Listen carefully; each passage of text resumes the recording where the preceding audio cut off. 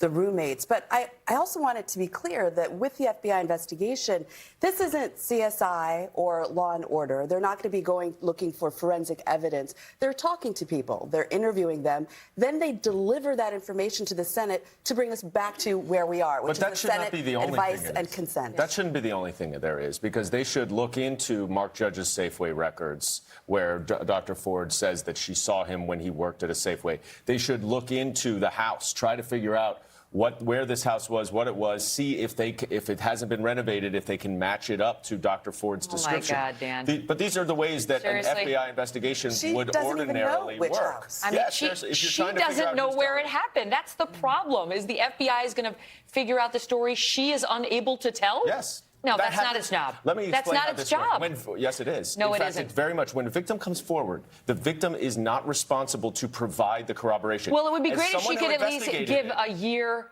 and a month and a general location, because her story... I think she's narrowed it down to the summer of '82, and okay. I would start with that July 1st calendar But if you look at Rachel Mitchell, who was the prosecutor that the Republicans asked to do some of the questioning, she submitted a memo saying, first of all, not only would I never bring this case as a prosecutor, it doesn't close to satisfying beyond a reasonable doubt. It doesn't even satisfy by the preponderance of the evidence standard, which means 51% more likely than 49% less likely, which is the lowest bar in any case. She said it doesn't even satisfy that. And she talked about Dr. Ford's inconsistent account, saying first she said it happened in the mid-1980s. Then she said it happened in the early 1980s. Then she said it happened in the early 1980s, but she crossed out the word early. Then she said summer of 1982. Then she said it happened in her late teens. Then she said she was 15. Then she failed to explain how she was suddenly able to narrow the time frame. That's just one paragraph of her memo summarizing why she finds Dr. Ford's testimony full of inconsistencies. And now we want the FBI to spend this week going back and scouring the Maryland neighborhood and looking at people's homes and figuring out who renovated and when, what it used to look like, what it looked like. They're not trying to solve this case, Dan. They're not trying to solve it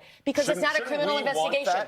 Shouldn't we want to figure out whether or not this thing actually happened? And if you're right, and if nobody else can come out with which house it was, and if Mark Judge didn't work at the Safeway in that summer, then that undermines her claims. But why wouldn't we want to know that? You certainly wouldn't hang, a conviction or a guilty on the judge over when Mark Judge worked at a Safeway. Right, even if they did see each other. The allegation is sexual assault, and even the witnesses that the professor has named of being there say they either have no recollection or the party didn't happen, including her friend who said, I don't know Judge Kavanaugh.